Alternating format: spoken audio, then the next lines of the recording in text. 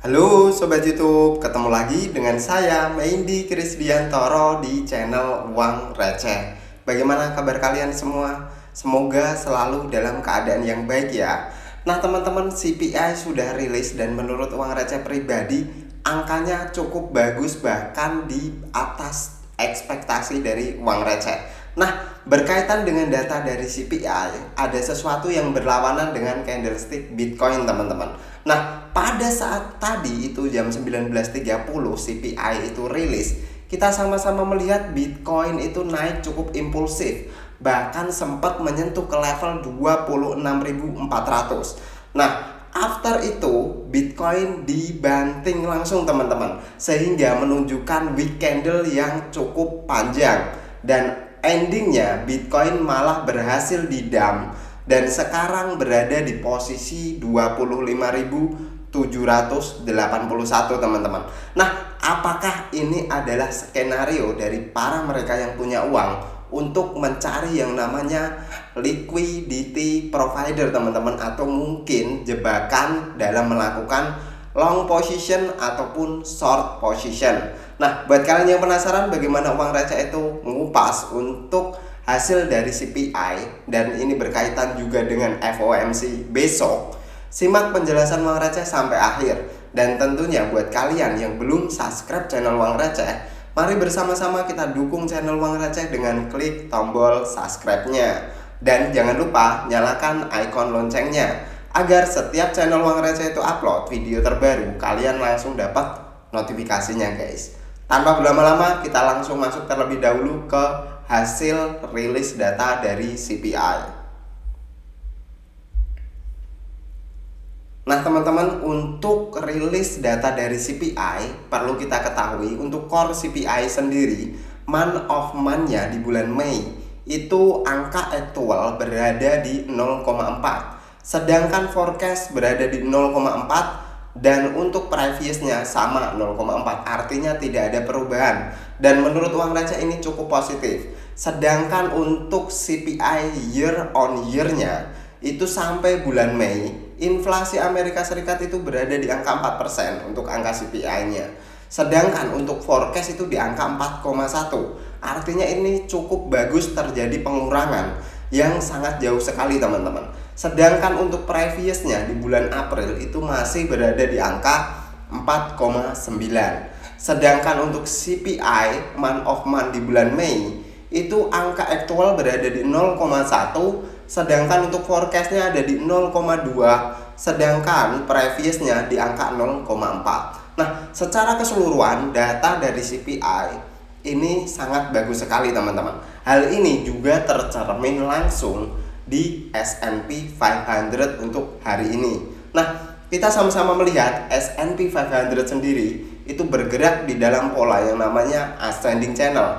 Itu adalah sebuah pola di mana sedang terjadi yang namanya bullish, teman-teman. Nah, beberapa titik yang perlu kita pantau untuk S&P 500 itu berada di area sekitaran 4298. Ini merupakan high level dari posisi sebelumnya yang sudah berhasil di break ya, teman-teman. Dan ini clear breakout. Artinya untuk S&P sendiri sekarang itu sejak Agustus tahun 2022 ini adalah all time high dari S&P 500. Dan ini sebenarnya korelasinya harusnya cukup positif dengan cryptocurrency. Tapi ada apa dengan Bitcoin, teman-teman, sehingga Bitcoin malah menunjukkan chart yang berbeda arah dengan S&P 500. Nah, selain itu, angka CPI yang barusan muncul ini langsung berpengaruh terhadap pandangan investor terhadap pertemuan FOMC meeting di tanggal 14. Nah, kemarin Uang Receh sudah sempat cek, itu presentasenya masih di 77%.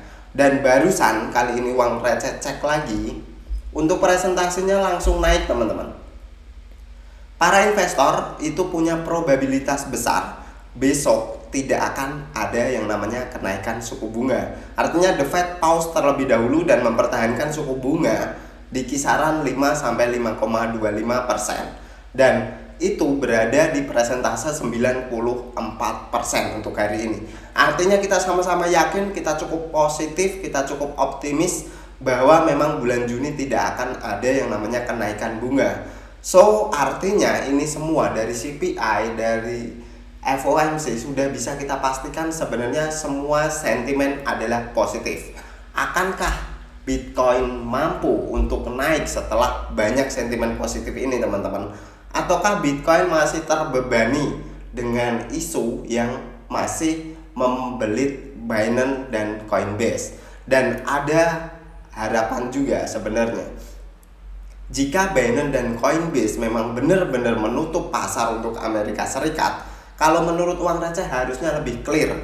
Tapi di sini kita masih berpikiran bahwa Amerika Serikat sampai hari ini memang masih menjadi pusat ekonomi dunia. Nah, hal itu juga mungkin yang masih membebani Bitcoin dan kawan-kawan untuk belum mampu kembali mau rally lagi teman-teman, atau memasuki masa bullishnya lagi.